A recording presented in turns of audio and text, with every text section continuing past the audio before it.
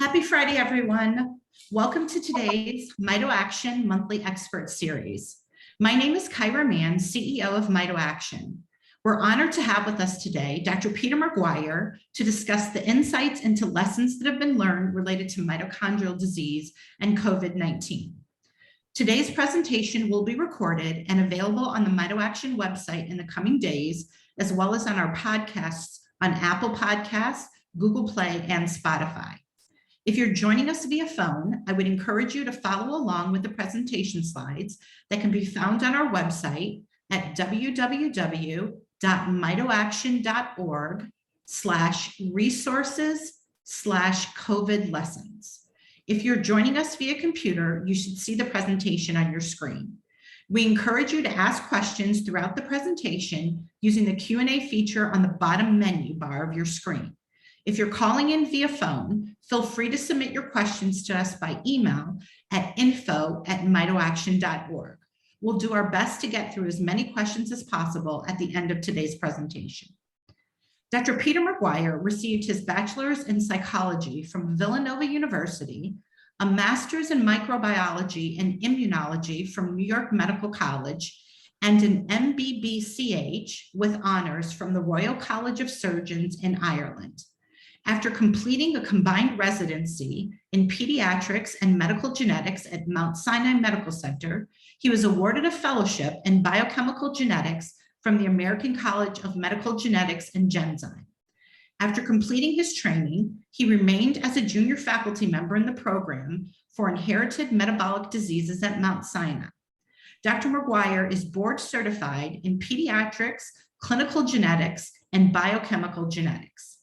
In 2010, Dr. McGuire moved to the National Institutes of Health to join the Physician Scientist Development Program to accelerate his translational research program. He was appointed to the position of tenure track investigator in 2016. Throughout his career, Dr. McGuire has been focused on improving the care of patients with disorders of mitochondrial metabolism. By combining his training in immunology and biochemical genetics, he fashioned a translational research program to understand host-pathogen interactions in disorders of mitochondrial metabolism. His NIH Clinical Center Protocols, the NIH mini-study, is the first organized effort to study viral infection, immune function, and disease progression in patients with disorders of mitochondrial metabolism. Please join me in welcoming Dr. Peter McGuire. Thank you. Thank you very much for that wonderful introduction. And also, I would just like to say thank you to all the families who have come to see us over the years here at the NIH. You are certainly a very important part of our research program and really partners in what we do. And so today, I'm actually going to share with you a lot of data that we have generated in partnership with our families and things that we essentially have learned during these difficult times during the COVID-19 pandemic that I hope will be helpful to the community in terms of, helping manage their disease, as well as maybe even those of a loved one, and unfortunately for further pandemics which might come down the road. So I am the head of something called the mini section, which stands for the Metabolism, Infection, and Immunity section here at NHGRI at the National Institutes of Health. And my section is very interested in understanding host-pathogen interactions in children with mitochondrial disease or disorders of mitochondrial metabolism. So what do I mean by host-pathogen interactions? That's just basically a fancy term for infection. And in general, the infections that children with disorders of mitochondrial metabolism are infected with are essentially viral infections or bacterial infections, or sometimes fungal infections if they have like indwelling lines or catheters or things like that. So how do we do that? We do that, as I mentioned, in partnership with families. So we have clinical research where we invite families to come to the NIH, or we conduct at-home studies, which many of you may have participated in, which I'll tell you about. We come up with hypotheses or questions essentially of kind of what's going on based on what we observe. And then to answer those questions, we develop model systems. And our ultimate goal is to develop treatments. And those treatments could either be, drugs or interventions or even changes in medical practice that basically can help improve the well-being of individuals with mitochondrial disease. So why do we care so much about infection in mitochondrial diseases? Well, as it turns out, and many individuals with mitochondrial disease or caregivers will know this because they've had experience with this, is infection can be pretty serious. So sepsis and pneumonia are two of the most common causes of death in children with mitochondrial disease. Sepsis is one of the top 5 admitting diagnoses in children with mitochondrial disease. We did a study a couple of years ago where we found out that children with mitochondrial disease do experience recurrent infections, and many of those infections are actually respiratory infections or viral respiratory infections. So viruses are a really important factor in the health and well-being of children with mitochondrial disease. Infection can also cause episodic neurodegeneration, or something we call metabolic strokes, in children with mitochondrial disease. So there is definitely a well-founded, concern and fear about infection in certain children with mitochondrial disease who can develop this episodic neurodegeneration or disease progression, essentially. And the COVID-19 pandemic has really presented a threat to patients with mitochondrial disease because of this potential deleterious relationship with viral infection. So metabolic decompensation is a medical state that can occur in individuals with mitochondrial disease where you can actually have life-threatening bioenergetic failure. And this can happen during viral infections or bacterial infections. And individuals can develop things like lactic acidosis and disease progression. Their disease, even though it may progress along one timeline, may actually progress even faster as a result of infection. So they kind of jump ahead in their timeline of disease because of infection. During an infection, they can develop things like organ failure, organ dysfunction, such as liver failure. They can get encephalopathy, which means the brain can be affected. And then these metabolic strokes, which I mentioned, which is basically targeted areas of the brain where the neurons can actually die. And therefore, the individuals can develop exacerbation of their neurologic symptoms or new neurologic symptoms as a result. Oftentimes, individuals may also be left with long-term complications. So there can be complications that occur during the illness, and then complications which we call sequelae, which can occur after the illness and persist. During these episodes, the individuals may require extensive care, sometimes even ICU care, which we have a picture here. This is just a general picture from Google. It's not a specific patient, but what I think it does is kind of shows the level of care that can be required, where you have things like dialysis and basically ventilators to help the individual breathe, as well as numerous IV infusions. I mean, these can be very serious scenarios, is what I'm trying to say, essentially. And viral infections can cause this. And unfortunately, at this point, treatments for these episodes are limited. So we really have to, try and focus on, kind of strategies of not getting here in the first place, right? Not reaching this point. Okay, so one of the goals of the mini section, and one of my goals as a physician, is really to keep patients with mitochondrial disease healthy. So, believe it or not, we've been in the COVID-19 pandemic now for, almost going on 2 years now. So this was a slide that I showed a long time ago when I spoke to MitoAction back in, I guess this was back in about 2020, just looking at the timeline of kind of the early parts of the COVID-19 pandemic. And some important timelines were, in December, when China kind of announced that there was kind of something going on of concern, with regards to a viral infection. In January of 2020, the WHO announced that they had recognized this new virus. They called it SARS-CoV-2. Jumping ahead just a few months, to March, there were more than 100,000 cases and 4,000 deaths in over 114 countries. So that kind of shows you from kind of recognition and notification to kind of the explosion of the pandemic was a very short period of time. And then in April, the cases jumped to over 1 million worldwide, and also a little bit further into April, the number of global deaths jumped over 100,000. So this is, this really reinforced the pandemic, the speed at which the pandemic, kind of occurred. And back when I gave this talk in June of 2020, this is what the map looked like. So this is from Johns Hopkins COVID Resource Center, or Coronavirus Resource Center, where they monitor the world as well as the United States, and they have a world map, a United States map. And at that point, we were talking about 7.9 million cases and 434,000 global deaths. So that's from April to June. It went from 100,000 to over 400,000 deaths. So once again, very quick progression, kind of burned like wildfire throughout the world. And this is this week. So this was just a couple of days ago. We are now, over 491 million cases worldwide, 6 million deaths. But however, the map has changed a little bit because we have this new indicator here, which is vaccines. So the total number of COVID-19 vaccines administered to date are over 10 billion.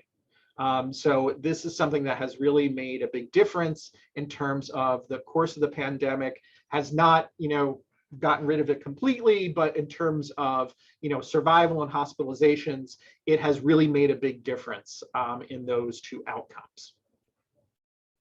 Okay, so when this kind of came on, since we were studying viral infection or host pathogen interactions in mitochondrial disease to begin with, we were obviously naturally positioned to look at this in a very robust way and come up with different ways of looking at the pandemic and how it impacts the mitochondrial disease community. So in February, March of 2020, with the UMDF, we issued a COVID-19 position statement. And then we began a number of studies. So many of you are probably familiar with the mini study, which is a study that's been running now for about 7 or 8 years that looks at infection and immunity in individuals and children with mitochondrial disease.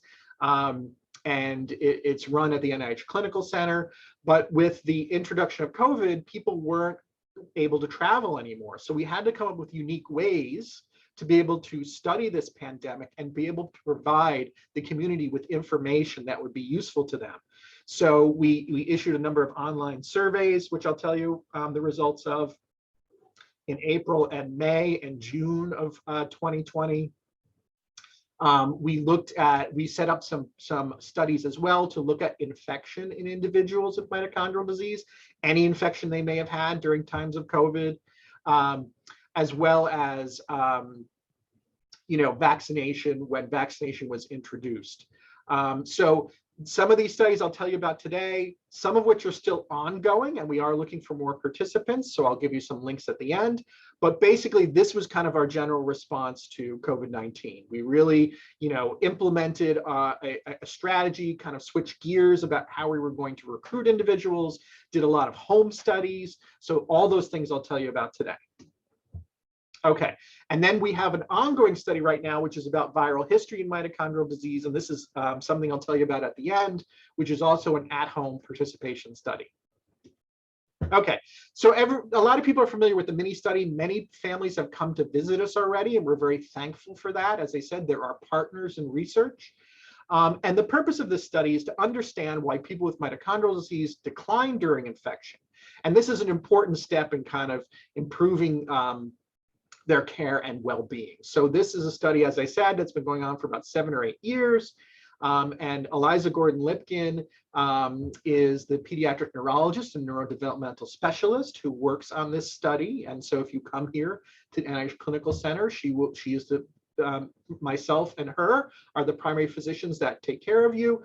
And then Shannon Kruk, who many people are familiar with as well, is the research nurse who runs the study, who communicates with a lot of families. So a lot of people know Shannon really well.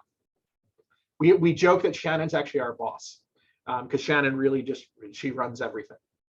So this is the NIH mini study. As I said, it's a natural history study of infection and immunity. So we look at things like infection history in individuals with mitochondrial disease, not only what they tell us, but by blood, we can look at their infection history and see what they've been exposed to.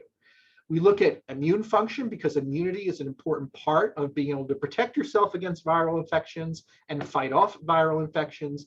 And then we look at their disease and how much disability their disease may cause them, whether their disease has progressed as a result of infection. So these are kind of the three main goals. And then this here on the left is the NIH Clinical Center. So this is America's research hospital. So your tax dollars support all the research that goes on here. Everyone who comes to the NIH is under a clinical protocol. So specific questions are being asked about their medical conditions. So it is a very special place. Oops. Okay, so the first thing you want to do is understand early in the pandemic the experience of the mitochondrial disease community. So to do that, we actually issued an online survey, and this survey went out in April and June of 2020.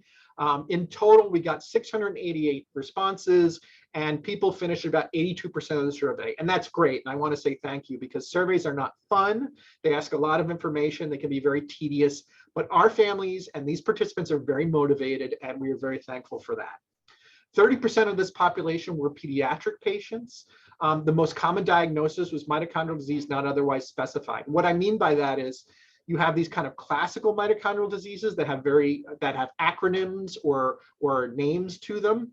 And so mitochondrial disease not otherwise specified are kind of these more general categories of mitochondrial disease that don't fall into those specific names or acronym categories.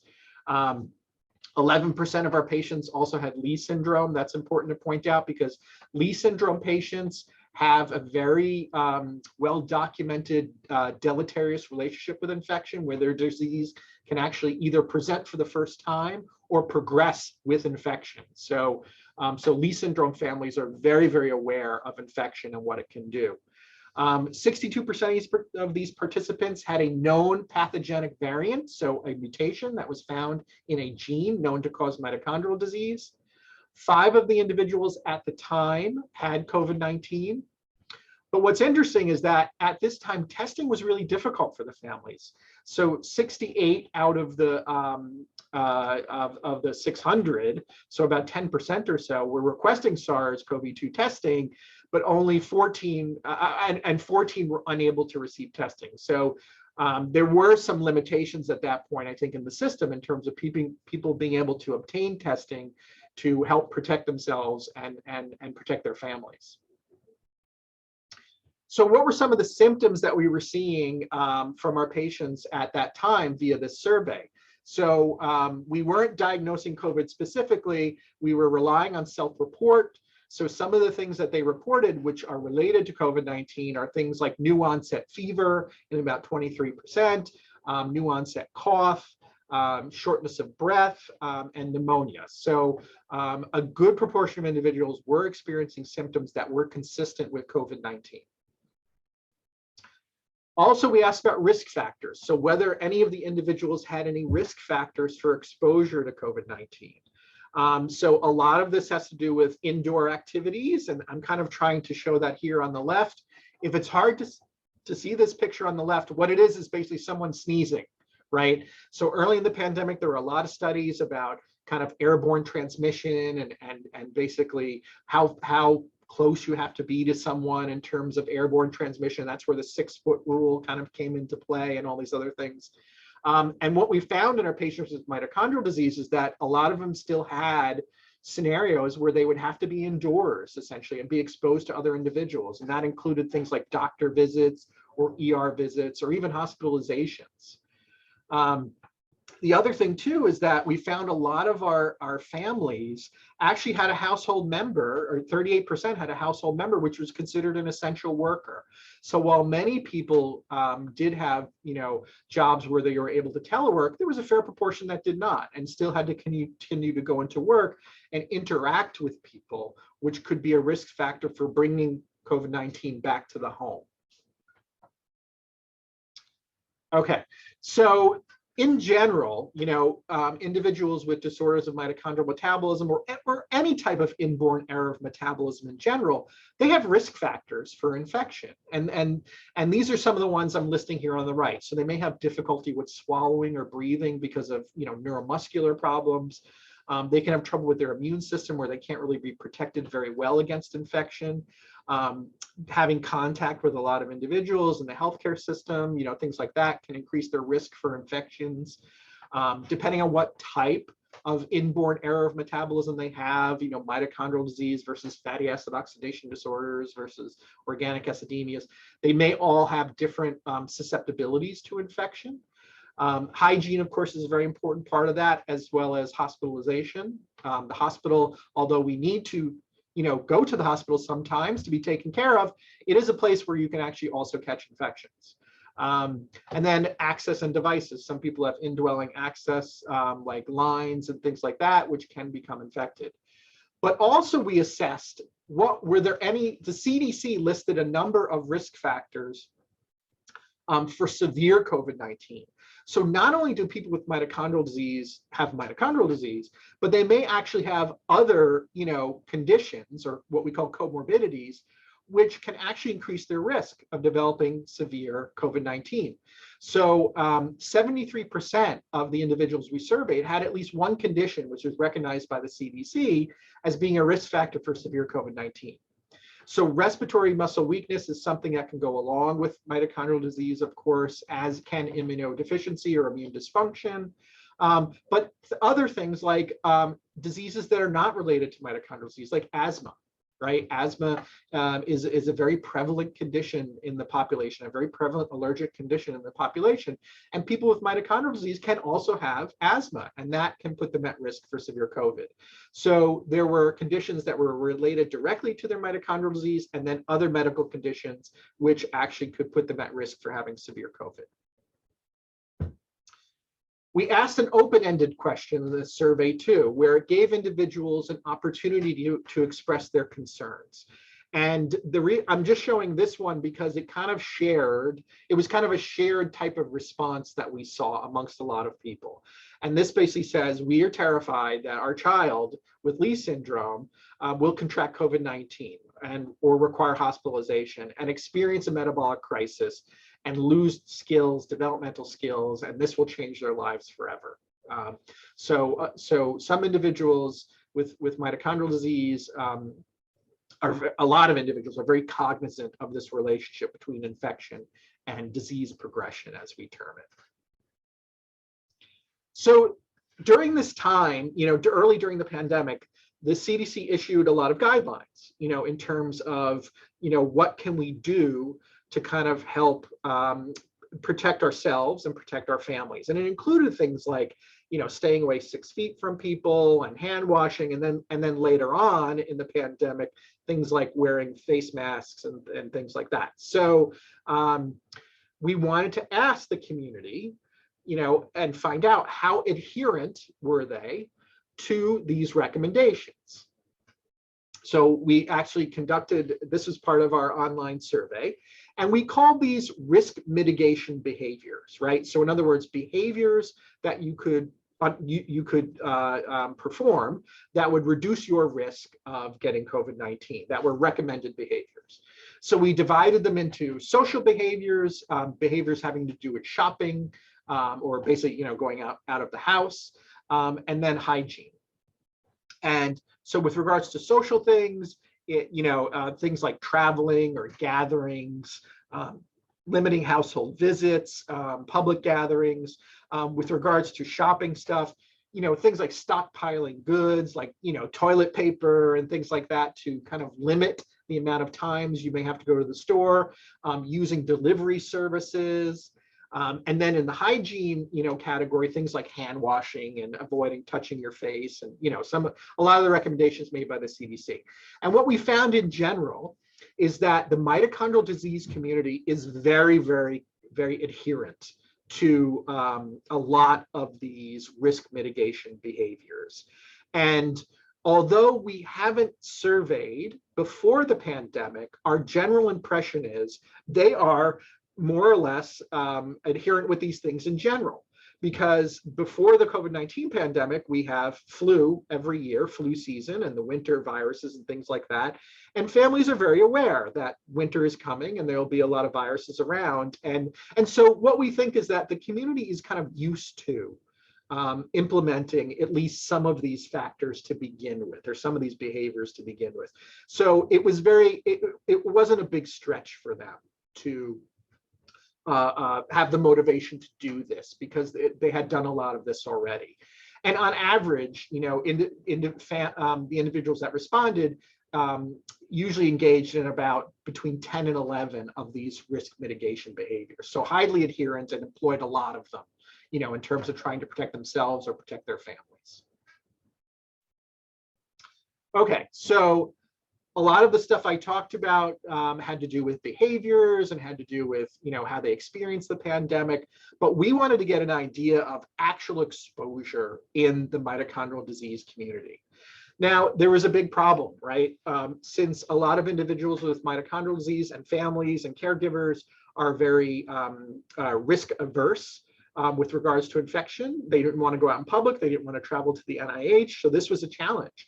How could we actually do this, assess the community when individuals were reticent to travel, and understandably so. So what we did is we employed a home study that we could do where we could actually get blood and get blood sent back to us. So this was really exciting, because this is a technique that we continue to use to this day. We will continue to use in the future, which really helps to open up accessibility to all members of, you know, of the mitochondrial disease community, especially those who can't travel. So we used this platform called Neoterix, which is down here in the right-hand corner, which is basically a way of collecting blood from a finger stick. And this could be collected onto these kind of Q-tip looking device and sent back to us. And we could look at things like COVID-19 antibodies and other aspects of measurements of immunity. So this is a really, really powerful platform that we employed during the pandemic to help reach those families to answer this important question. And we continue to use this. So our study that we did, I said, was a home-based study where we used these blood collection kits, or Neoterix sampling kits. And you can see here on the left how someone is taking blood from their finger. And after they do so, in the two tips that are here, they close up the clamshell. It's basically like a clamshell, and they send it back to us. And a lot of you may recognize these kits that we send, where we include lancets for collecting the blood, as well as, you know, Band-Aids and gauzes and stuff like that. And then this gets sent back to us in the blood collection box. And so we wanted to understand what was the antibody status, in other words, the indicators of infection, in households with children with mitochondrial disease. And the reason we wanted to do this is because the household can be a risk factor for SARS-CoV-2 transmission to children with mitochondrial disease. And this, of course, applies to other inborn errors of metabolism as well. It's not just mitochondrial disease. This just happens to be the population that we love and we study.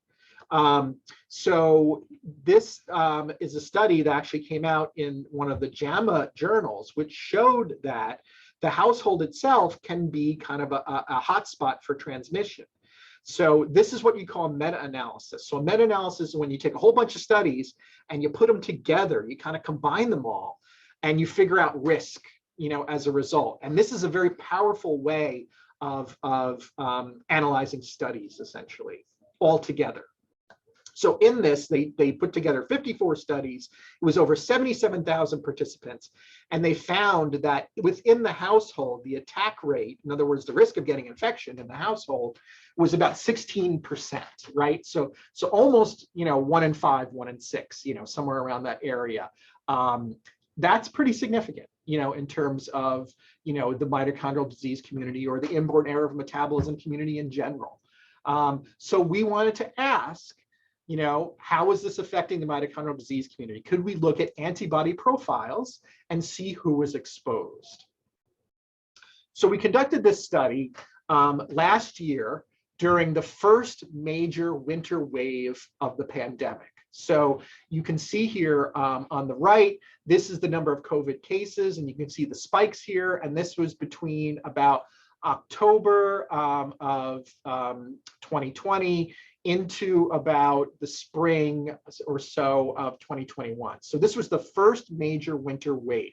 We didn't plan it that way. It just happened. And we happened to collect the samples during that time. And then in retrospect, we realized, you know what, this was the first major wave of the pandemic. We've had subsequent waves, but this was the first major one. So we were somewhat lucky in that respect in terms of collecting our samples, that we were able to capture a major spike in the number of cases and therefore risk to the population. So the families with children with mitochondrial disease, it was 20 families. And the families had one or more children with mitochondrial disease. It was 83 samples in all, which averages out to about 4 members per family, although that does vary, which I'll show you in a minute. And we used our remote sampling method. We looked at SARS-CoV-2 antibodies, right, to tell us the story of who had been exposed to SARS-CoV-2. And then we also asked questions about whether they had symptoms or not. So was this infection that was detected, or was it undiagnosed infection? And then we collected other things also about the local cases in the area. You know, some places had high number of cases, some places had low number of cases. And this was done, just so you know, before vaccination was widely available. So you can see here down at the bottom in this green graph, where we did our sampling during this time, you can see vaccination had started in December and was just starting to ramp up, but wasn't widely available. So the majority of our families actually were not vaccinated at all. Almost all of them, actually. Okay, so this is some data from our families. So some of the questions that we asked them. So the children themselves with mitochondrial disease, there were 22 of them, and which represents 20 families. So one family, 2 families had 2 children with mitochondrial disease. The mean age was about 8.8, so they were tweens, and equal distributions of males and females. First, we asked about where was their either school settings happening or their jobs happening. So that was for the parents, the school setting was for the children, while the kids basically were mostly remote, 81% or 82% were mostly remote. The parents were a little bit more split. Some had hybrids, some had to actually go into work. So this was a potential risk factor, right, of bringing COVID into the home. We next asked about, as a surrogate for concern about getting COVID-19, you know, whether they had any COVID exposures and whether they had been tested or even been diagnosed. And so we had 2 individuals, 1 child with mitochondrial disease and 1 adult with mitochondrial disease that had been clinically diagnosed by their healthcare provider. Okay, so therefore, the majority of the cohort was undiagnosed. So 81 out of the 83 people did not get diagnosed by a healthcare provider. A number of individuals sought testing during that time, so they were concerned about their risk. And then when we looked at the symptoms that they experienced, the kids with mitochondrial disease usually had, you know, if they had any symptoms at all, it was usually fever. And for the adults, it was usually either cough or muscle or body aches. So the symptomatology was a little different between kids and adults. And that's consistent with individuals who don't have mitochondrial disease. Generally, the kids get fever, the older adults can get fever, but they tend to get like muscle aches, body aches, you know, things like that. Okay, so where were the people from? So the majority of the cohort was actually from the United States. We had two individuals that were not from the United States, or 2 families that were not from the United States, but the majority was from the United States. And you can see here, this is the number of cases per 100,000 individuals across these different counties. So you can get these reports for your county or for any county in the United States. The CDC has this information. And so therefore, this is the number of cases per 100,000 at the time that their blood sample was taken and sent back to us. So, you know, it ranged. It ranged from, like, you know, Goodhue County, you can see up here where it was 1 case per 100,000, where you go down to, for instance, like in Texas, there were certain areas of Texas which were like 73, you know, or 74 cases per 100,000. Now, a lot of that can depend on population and population density and things like that, but it did give us an idea of, in their county where they lived, what was kind of the rates of infection that were going on. Was it high? Was it low? You know, kind of what was their risk? Okay, so what we did with those blood samples that came back to us is we tested them for COVID-19 antibodies. And so we tested against nucleocapsid, which is a part of the virus that's inside. We tested for spike protein, which is on the outside. Everyone's heard about spike protein. That's what the vaccine is made against. And then we looked at the receptor binding domain, which is a part of the spike protein, where the virus actually binds to cells before it infects. So an important area of the spike protein. So the first thing I just want to tell you about antibodies. Antibodies come in different flavors, right? And antibodies are basically these little proteins that float around in your blood that protect you against infection because they bind to infectious organisms and help the immune system get rid of them. So antibodies bind to viruses, antibodies bind to bacteria, and then the immune system chews them up and gets rid of them. So there are a couple different flavors. The two flavors that we're concerned about are IgM. IgM shows up early during an infection. So it's usually when you are start to show symptoms, IgM will come up first. So that tells you early part of infection. And then IgG comes up later after about a week or so, a week to 10 days, IgG starts to come up. So if you're IgM positive only, your infection was pretty recent. And if you're IgG positive only, then that means your infection was in the past. Okay, this is going to become important in a minute. So we first looked at just overall, this is just a heat map of measuring the concentration of the different antibodies against the spike protein, against the nucleocapsid protein, and against the receptor binding domain of the spike protein. All I want to show you is that this is the color bar at the bottom tells you as you go from blue all the way up to yellow, the concentration gets more and more and more and more. So each antibody has its own cutoff, and we determine those cutoffs in terms of what's considered positive and what's considered negative. But the reason I wanted to show you this is just by eyeballing it, you can see there's a good amount of yellow in there. There's a good amount of light green in there, right? These are individuals who are positive. So just by a bird's eye view of all the family members and all the individuals with mitochondrial disease, there are a good number of positives in there. Okay, so let's look at what that looks like in terms of the families themselves. Okay, so these are spike diagrams or spoke diagrams. So let me just quickly explain. It's a very simple concept. The middle of the diagram is the individual with mitochondrial disease, the child, right? And then surrounding that individual are the family members. So, you know, the concept is, of course, the family members form kind of a barrier around the individual with mitochondrial disease. So these are spoke diagrams. So red is considered positive. So they were positive for SARS-CoV-2 antibodies. Green is considered negative, and blue is considered unknown. So out of the 20 families, we had 2 individuals who chose not to participate. So we had almost 98% coverage of the 20 families. I would say that's really good. And so thank you very much to all the families. That was very helpful. First point to make, you notice there's a lot of red, right?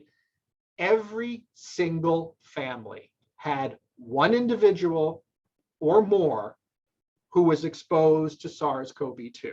Right? So of the 20 families we surveyed, they all got touched by COVID-19 in some way. All right. But you'll remember from my symptom data before, a lot of them didn't really have symptoms. I think it was like 20% for the kids, and for the adults, you know, it was somewhere around, it was less than half essentially that had symptoms. So a lot of individuals didn't have symptoms, and the majority of them were not diagnosed by their medical providers. So these are majority undiagnosed cases of COVID-19 in these families with mitochondrial disease, and every family was touched. For the kids with mitochondrial disease, the ones in the center, right, center here, it was 20 out of 22 who had antibodies against COVID-19. So 20 out of 22 kids had been exposed to COVID-19. And so the important piece of information here is that none of them were hospitalized. None of them required doctor's visits, right? And we have some theories about why that may actually have occurred. We think that because the families are so adherent to these risk mitigation behaviors, they may have been exposed to COVID-19, but not in a significant amount that would give them full-blown COVID, right? Enough that they would be exposed and make antibodies, maybe feel a little bit, under the weather, but not enough to give them full-blown COVID.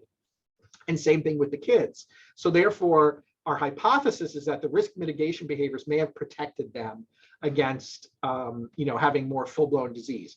It may also be that children with mitochondrial disease are like children without mitochondrial disease, right? Children without mitochondrial disease in general do very well with COVID, right? They experience less symptoms. They're more likely to be asymptomatic.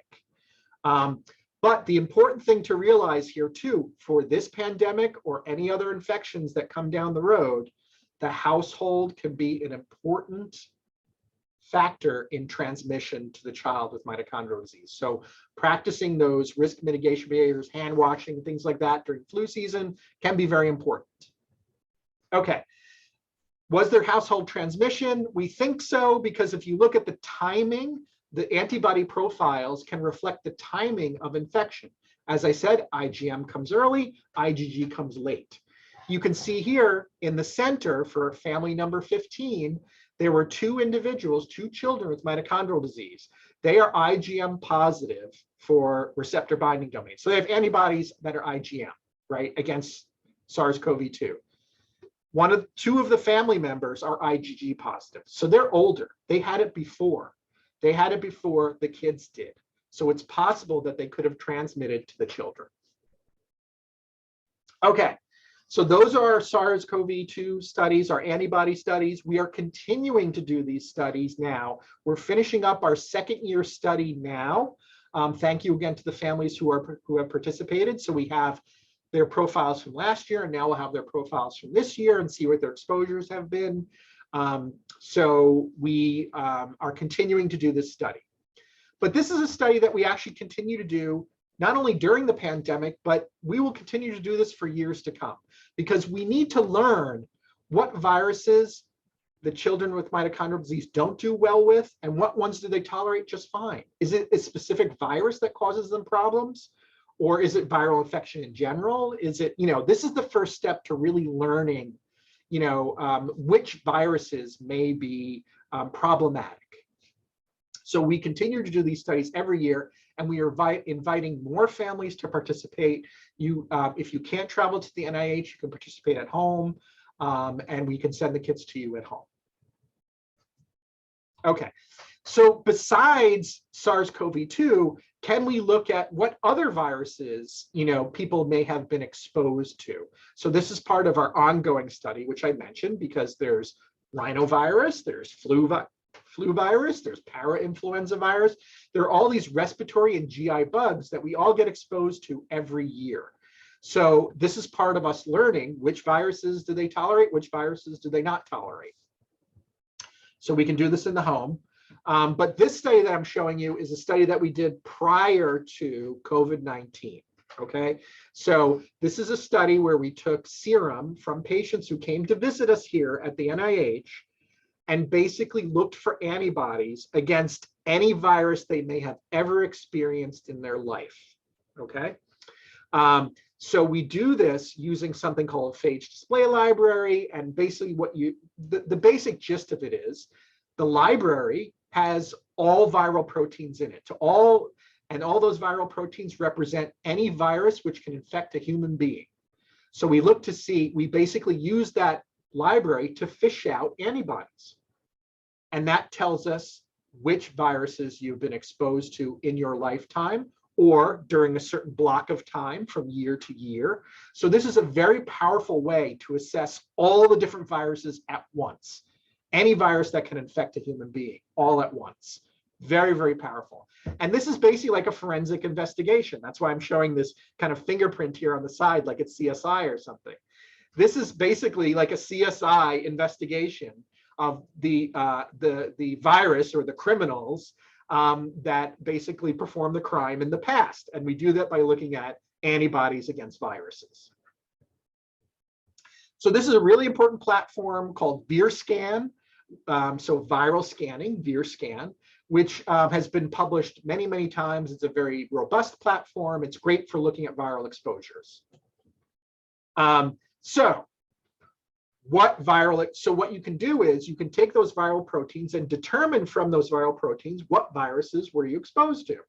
So we looked at 16 patients with mitochondrial disease and 16 controls. So these are children. So these are age and sex matched children. And then we looked at children with mitochondrial disease who are on immunoglobulin replacement therapy. Now the reason, so that's the MD with IRT at the bottom, immunoglobulin replacement therapy. The reason we looked at them separately is because they are getting antibodies by either subcutaneous or by vein, which basically means that they are getting antibodies that are from anywhere between 10 to 100 different people that are pooled together and given to them as a medication. So basically, their antibodies are probably going to be a lot more diverse and recognize a lot more different antibodies because it comes from 10 to 100 different people.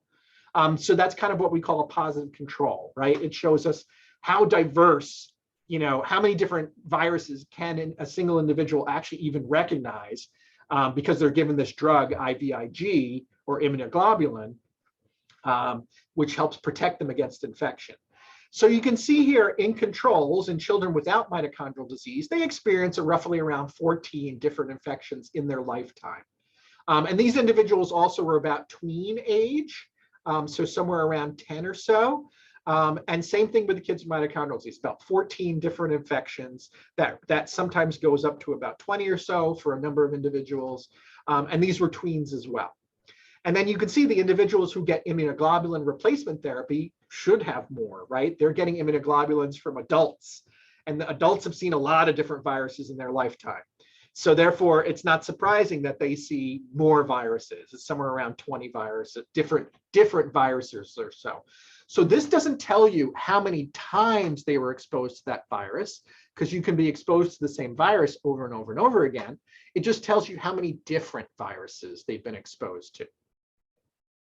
Okay, so as you can imagine, the older you are, the more viruses you should have been exposed to. So therefore, it should have somewhat of a linear relationship to it, right? A straight line. As you get older, as you age, your number of viral exposures go up. So the number of viruses you've been exposed to should go up, or the number of different types of viruses you should have should go up. So when we looked at controls, you can see that they have the line that you're really looking at is the line here in the middle, the blue line. And that kind of looks very similar to this graph on the left, where it seems to be going up at an angle. So as you get older, you get exposed to more viruses. Well, the kids with mitochondrial disease, that line doesn't look the same. It's kind of flatter, right? You can see here it's more flat. So there doesn't seem to be a relationship in kids with mitochondrial disease between age and viral exposures. And the reason is because they get a lot more infections when they're younger. They don't have this relationship, this linear relationship. So there is something different about kids with mitochondrial disease and when they seem to get infections. What are the infections? Here's the hit list. Here are the things that you or your kids go through every year, potentially, or over a number of years. Rotavirus, right? That's a diarrheal illness. So you have rotavirus A and rotavirus B. Enterovirus, another enteric or GI bug. Human beta herpes virus. So this is something you may have heard of. It's called slap cheek, where the kids get a high fever and look like they've been slapped in their cheek. You also have RSV, respiratory syncytial virus. Orthopneumovirus, another respiratory infection. Rhinovirus, another slap cheek virus, right? And essentially, it's the same. It doesn't matter whether you have mitochondrial disease or you do not.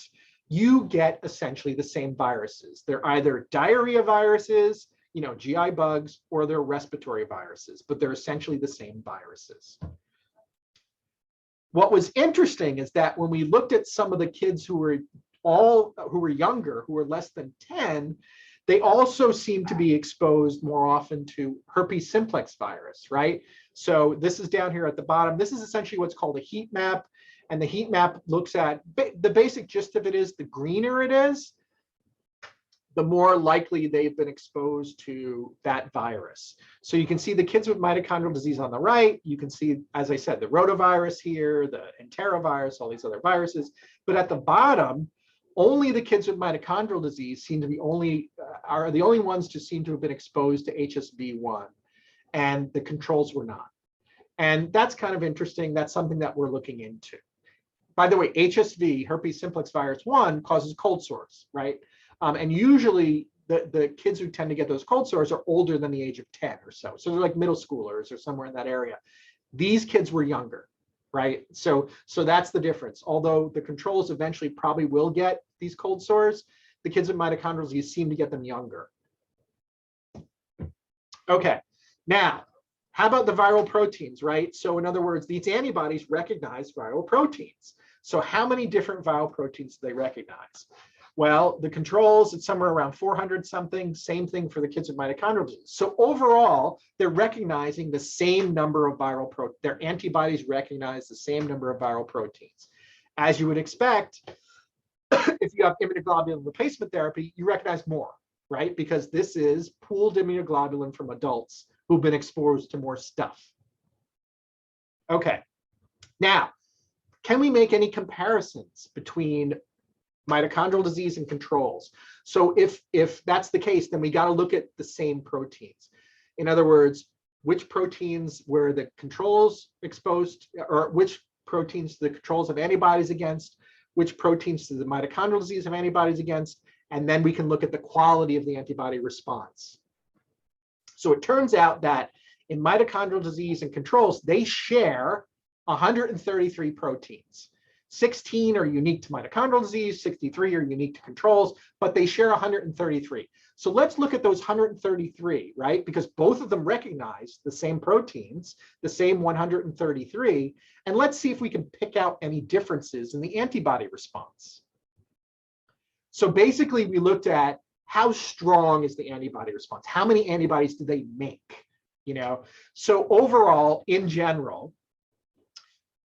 kids with mitochondrial disease, you can see the lines here tend to go down. They make less antibodies against the same viral proteins. So in other words, their immune response and their ability to make antibodies against viral proteins is less robust. They don't make as many antibodies against the same viral protein. That's maybe why when they get infections, the infections last for longer. Maybe they're more likely to get infections. We don't know yet, but what we do know is that their antibody response is less robust. Okay, what about each protein? Each protein can be recognized by different antibodies, right? Because the proteins have different areas on them, which can be recognized by different antibodies. And that's called polyclonality, where a single protein is recognized by multiple different antibodies. And the more polyclonal you are, the more likely you are to be protected because you have more different antibodies recognizing the same protein. So overall, this is the number of proteins with polyclonality. They're about the same, but we have to compare apples and apples, not apples and oranges. So when we compare apples and apples, it turns out that 54 proteins were recognized by antibodies that have polyclonality for controls and mitochondrial disease. It was 7 unique to controls and 5 unique to mitochondrial disease. We don't want to look at those, right? Because that's comparing apples and oranges. Comparing apples to apples, we find that they're less polyclonal. In other words, for each of those proteins, there are fewer number of antibodies in mitochondrial disease that recognize that single protein. So once again, that suggests that they may be less able to fight off infection, essentially, or protect themselves against infection. Okay, so in summary, infection in general, mitochondrial disease is inevitable. The kids with mitochondrial disease may have limitations to their antibody repertoire. It may be less diverse. They may be able to produce less numbers of antibodies. So that's what I mean by robustness and polyclonality. And so therefore, it's important to start building a compendium, in other words, understanding which viruses they've been exposed to. And we're continuing to do that. And we're looking for more families to participate. Okay, last thing, vaccine hesitancy, and then I'm done. This will just take a minute. Okay, so we next wanted to look at, since the vaccine was coming out, what were individuals with mitochondrial disease, as well as their caregivers, what were their attitudes towards vaccination? Because this was an important way of trying to control the pandemic. So as a baseline, we asked them about other vaccinations. So the annual flu shot. So we used the Pew data. So the Pew Research Center is an important public health research center which collects data on the United States population. So it gives us an idea of how the US as a whole thinks in terms of various questions you can ask them. So with regards to the annual flu shot, only about half of the country receives the annual flu shot. Whereas for mitochondrial disease, parents or caregivers, it's about 70%, and children with mitochondrial disease, it's also about 70%. So that's much better than the general population. What about the COVID-19 vaccine? So this is when the COVID-19 vaccine was just being released. So the data reflect a certain time point. So here you can see that while overall the general population, about 70% said they intended on getting the COVID-19 vaccination, and 80% of caregivers, it was lower than the caregivers and kind of similar to the general population for children with mitochondrial disease. So we want to ask, well, why was that? Why were they not similar to caregivers, essentially? And it really had to do with confidence in the safety and efficacy of the COVID-19 vaccine. So unfortunately, there was a lot of confusing information that was going around, despite the best efforts of people to try and make things clear. And so therefore, there were obviously doubts that were within the community. So you can see this here is the Pew data, and it looks at basically their confidence in the COVID-19 vaccine, its safety and efficacy. And in general, the population was somewhere around, was this 27%, where they didn't have much confidence.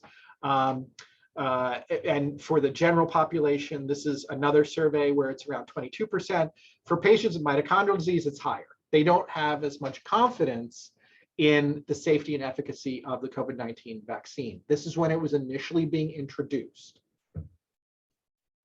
And so here's part of the reason. So one of the reasons is that they're concerned that their child with mitochondrial disease will become sick or deteriorate after vaccines. And that is for the COVID-19 vaccine. And that's actually higher than other vaccines that the child may receive, whether it's flu vaccine or pneumonia vaccine or the various childhood vaccines that they may receive. They were more concerned about the COVID-19 vaccine. So there was something there with the messaging which was not getting across and not helping ease their concerns. The other question we asked was about the benefits. The benefits of the following vaccines outweigh the risks.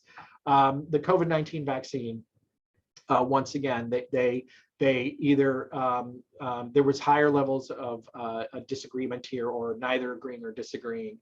So let's once again, this goes along with the confidence issue. They seem to be less confident in the vaccine.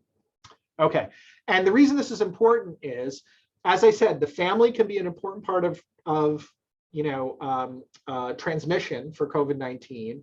And if people are somewhat hesitant for their child with mitochondrial disease to get vaccinated, the main thing that we're really trying to push, yes, we would like the child to be vaccinated, but if they have reservations, then the family should engage in ring vaccination. So in other words, everyone around the individual with mitochondrial disease, should get vaccinated, right? To help protect or form a ring of protection around the individual with mitochondrial disease.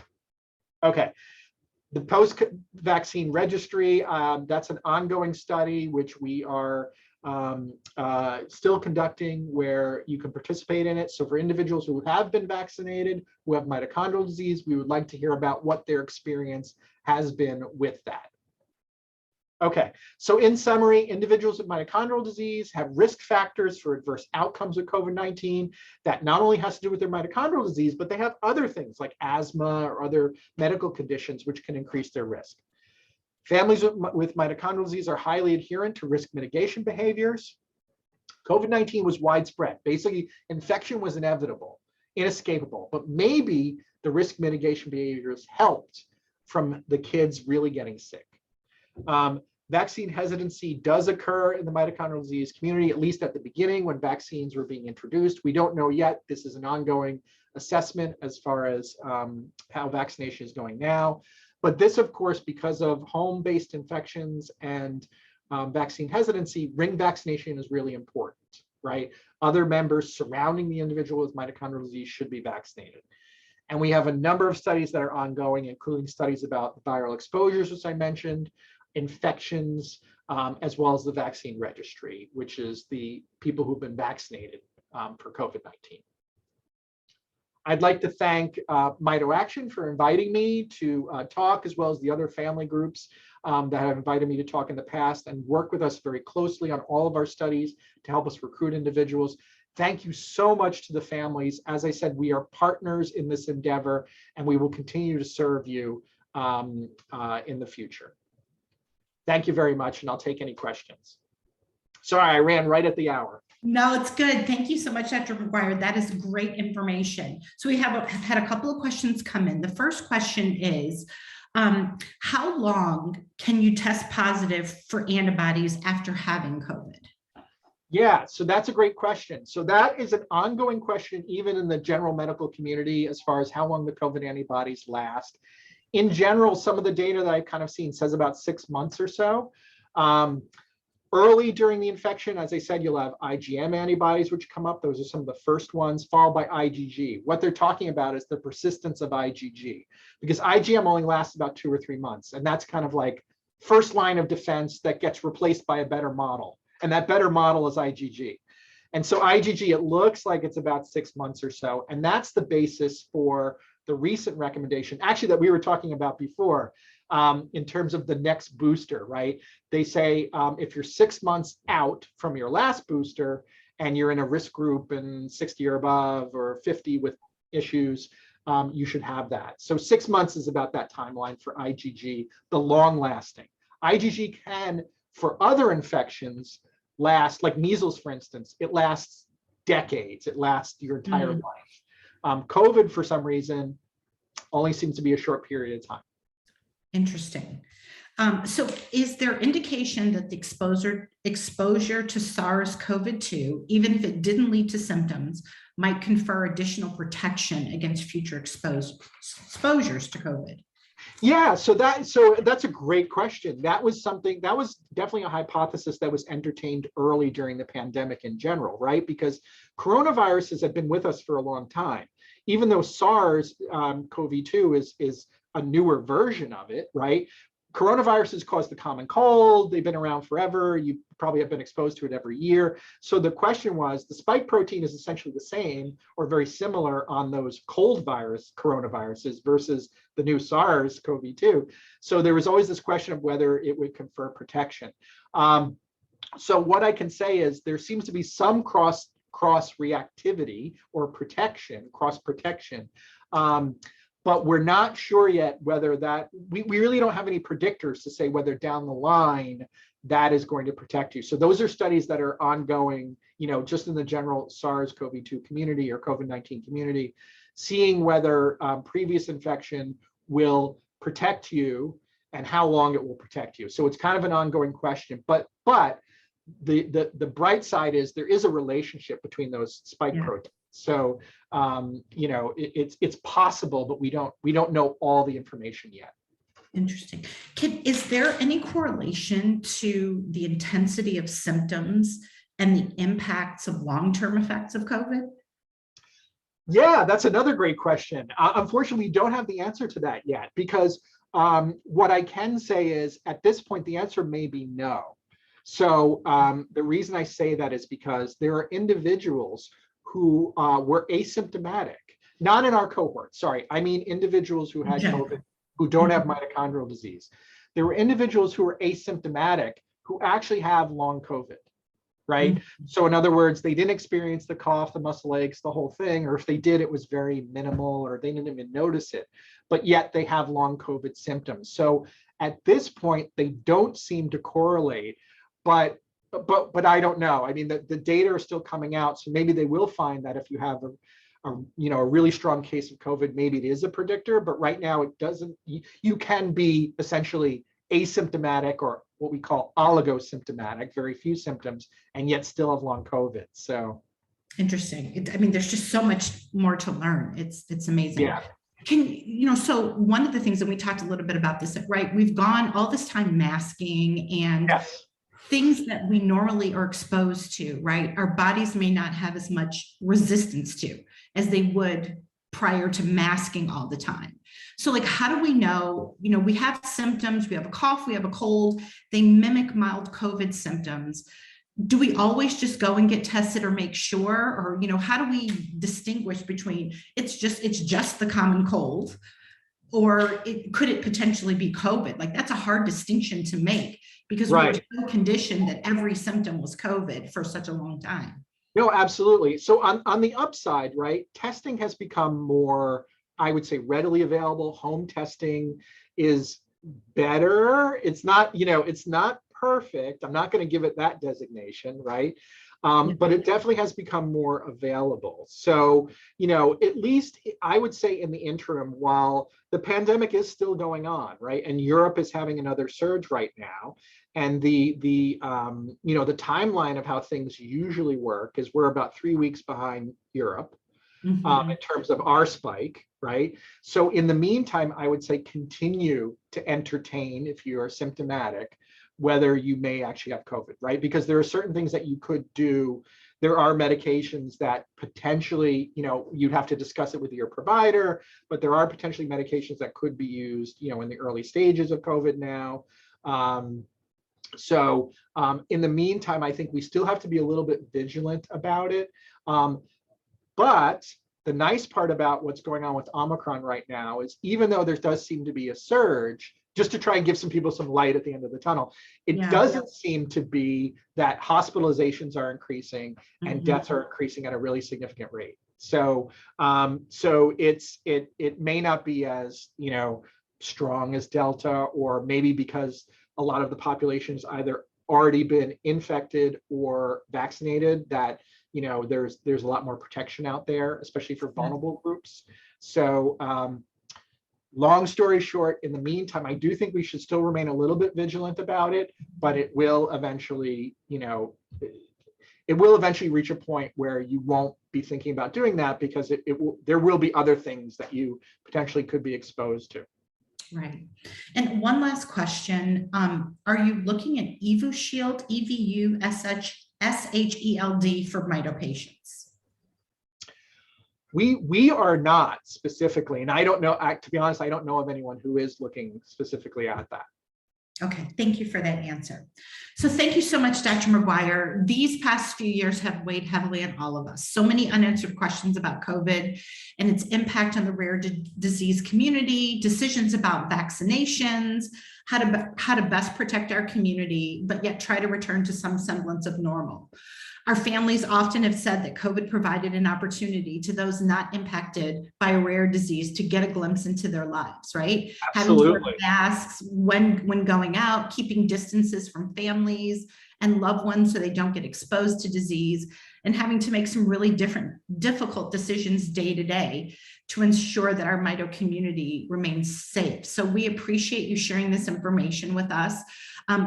The ring of protection, right? We all are responsible for that ring of protection. Yeah. And we talked a little bit about that. I'm going to be coming up for my second booster shot. And even though nobody in my household has a rare disease, because I'm connected to patients, I have a responsibility to be that ring of protection for them. And so it takes us all doing our part to make sure that those who are immune compromised are safe. So I appreciate you sharing this. Dr. McGuire, could you share with us one more time, if people are interested in joining the study, how do they reach out to your team to connect to the study? Yeah, so let's see, is my screen still up? Let's see. Yes, oh, there we go. So www.genome.gov/MINI, or you can email ministudy@mail.nih.gov. So I would encourage everyone to participate. It's a simple way to share and to be a part of research and to make a huge impact for our community. So I would encourage every member of our community to participate in that study, and you can do it right from home. And we actually have a number of studies going on, so people can choose what they wish to participate in, and exactly, they can do a lot of them at home. So if they're still a little bit reticent about traveling, we can help accommodate that and work with the families. Wonderful, right? Everyone has an opportunity to do their part, and you've done everything to make it as easy as possible for that to happen. So as a reminder, today's presentation will be posted on our website in the coming days for anyone who would like to listen again or share with others. You can also find the full catalog of the expert series presentations on the Mito Action website and on Apple Podcasts, Google Play, and Spotify.